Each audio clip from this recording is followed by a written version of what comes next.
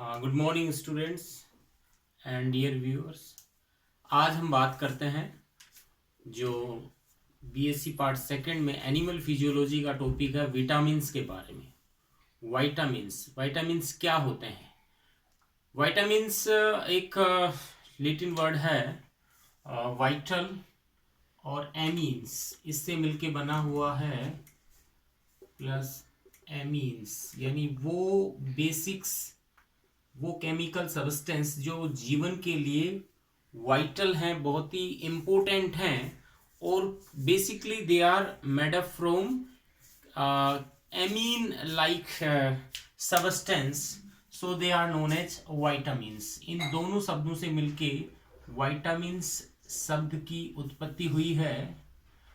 Vitamin जो chemical substance हैं जो कि ट्रेस अमाउंट में, बहुत कम मात्रा में हमें हमारे भोजन में आवश्यक होते हैं, लेकिन हमारी बॉडी की ग्रोथ के साथ साथ जो शरीर में सेल्स में जो मेटाबॉलिक एक्टिविटी होती हैं उनको कंट्रोल करते हैं।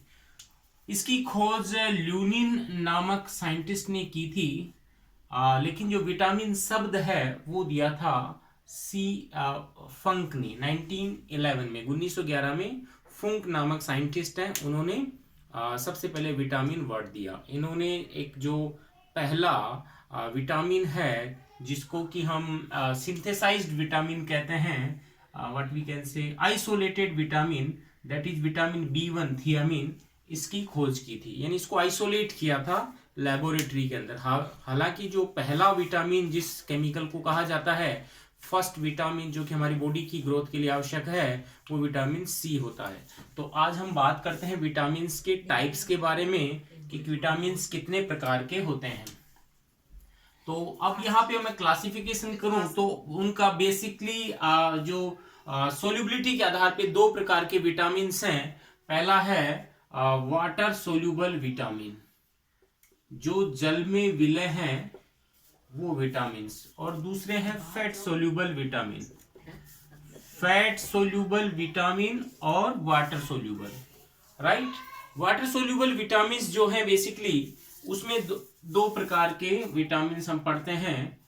एक विटामिन है बी कॉम्प्लेक्स विटामिन और एक जिसको हम कहेंगे non B complex vitamin, right. Non B complex में आता है विटामिन C, जो कि मैंने अभी बताया। विटामिन C जो फर्स्ट विटामिन था जिसको कि सबसे पहले डिस्कवर किया गया था, वो विटामिन C था।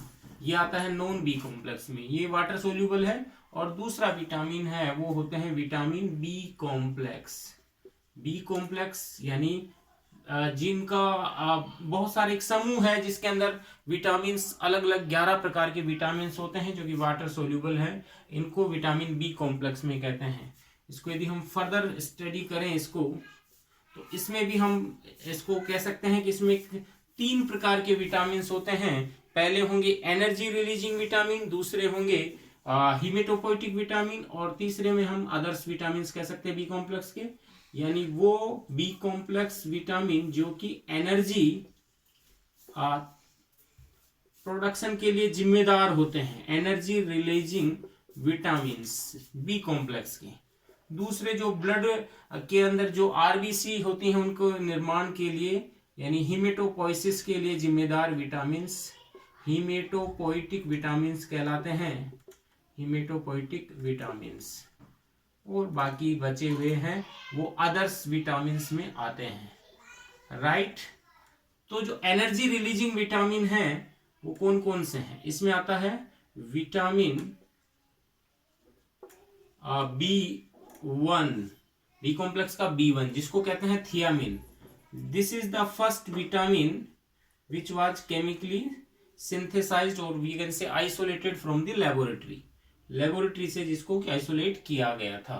विटामिन B1, विटामिन B2 जो कि राइबोफ्लेविन कहलाता है, राइबोफ्लेविन। विटामिन B1 है, इसे हम एंटी बेरीबेरी विटामिन कहते हैं क्योंकि बेरीबेरी नामक जो डिजीज है उससे हमें बचाता है, राइट। राइबोफ्लेविन है दूसरा विटामिन B2, इसको येलो विटामिन भी कहते हैं। और इसका जो दूसरा नाम है वो है एंटी पेलाग्राविटामिन्स। तीसरा है विटामिन B3 जिसको हम नियासिन कहते हैं। फिर आता है vitamin B5 that is pantothenic acid. Pantothenic acid इसे हम ईस्ट फैक्टर विटामिन बी कहते हैं। और इसके अलावा विटामिन B7 जो कि बायोटीन कहलाता है या जिसे विटामिन H कहते हैं। ये सारे विटामिन्स हैं कहीं ना कहीं जो मेटाबॉलिक एक्टिविटी होती है हमारी बॉडी के अंदर, यानी जिसके अंतर्गत जो ग्लूकोज से ऑक्सीडेशन होता है, एनर्जी रिलीज होती है, वहां ये कोफैक्टर या कोएंजाइम के रूप में कार्य करते हैं और एनर्जी रिलीज करने के लिए जिम्मेदार होते हैं। इसलिए ये कहते हैं कि यदि इनकी ट्रेस अमाउंट भोजन में नहीं होगी तो हमें जो आवश्यक ऊर्जा है वो भोजन से प्राप्त नहीं होगी। इसी प्रकार है विटामिन हिमेटोपोइटिक विटामिन जिसमें आते हैं विटामिन B9 जिसको हम बोलते हैं फोलिक एसिड। ये फोलिक एसिड है, ये ब्लड के फॉर्मेशन के लिए, स्पेशली आरबीसी के फॉर्मेशन के लिए जिम्मेदार होता है। उसमें जो आयरन होता है उसके सिंथेसिस और उसके ब्लड में आरबीसी में संचयन के लिए विटामिन B9 रेस्पॉन्सिबल है। इसके बाद में आता है विटामिन B12 जिसे हम साइनो कोबालामिन कहते हैं, जिसके अंदर साइनाइड होता है और इसके अलावा एक प्रोटीन होती है जैसे कि हीमोग्लोबिन में होती है, उसी प्रकार के स्ट्रक्चर होती है इसमें। साइनोकोबालामिन विटामिन B12 है। ये विटामिन जो B12 है इसकी जो कमी से जो एनीमिक डिजीज है वो हो जाती है।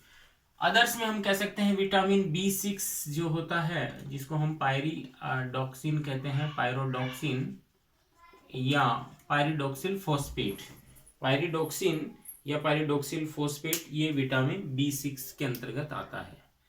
नेक्स्ट बात करते हैं फैट सोल्यूबल विटामिन। ये जो वसा के अंदर विलय होते हैं, बॉडी में इनकी मात्रा कम ही आवश्यक होती है, लेकिन जितनी यदि आवश्यक होती है वो एक बार में आकर के हमारी बॉडी में स्टोर हो जाती है। देखिए मैं पहले कह चुका हूं कि जो विटामिन्स होते हैं ये विटामिन्स कहीं ना कहीं हमें बाहर से सप्लीमेंट के रूप में लेने की आवश्यकता होती है और इन विटामिन्स को हमारी बॉडी भी सिंथेसाइज करती है लेकिन कम मात्रा में करती है।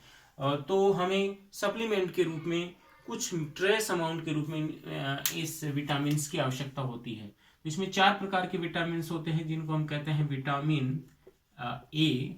विटामिन ए जो है वो रेटिनोल होता है बेसिकली। रेटिनोल जो कि हमारी आंखों के लिए जिम्मेदार होता है। एंटी जीरोफ्थेल्मिक विटामिन्स है जो कि नाइट ब्लाइंडनेस को रोकता है, रतौंधी जो बीमारी है उसको रोकता है। नेक्स्ट है विटामिन डी जो कि कैल्सीफेरॉल, कैल्सीफेरॉल जो है केमिकल सब्सटेंस है, अर्गोकैल्सीफेरॉल या कोलेकैल्सीफेरॉल, उसके लिए जिम्मेदार विटामिन है ये विटामिन डी। इसे एंटी रिकेट्स विटामिन भी कहते हैं क्योंकि इसकी कमी से रिकेट्स डिजीज हो जाती है। Anti rickets vitamins. नेक्स्ट है विटामिन ई। विटामिन ई जो है वो बहुत ही इंपॉर्टेंट एंटीऑक्सीडेंट विटामिन होता है जिसको हम टेकोफेरोल्स कहते हैं, विटामिन ई। और ये विटामिन जो है ये ब्यूटी विटामिन भी कहलाता है क्योंकि हमारी त्वचा की सुंदरता को बनाए रखता है। और इसे एंटी स्टरलिटी विटामिन भी कहते हैं क्योंकि ये प्रजनन क्षमता को बनाए रखता है।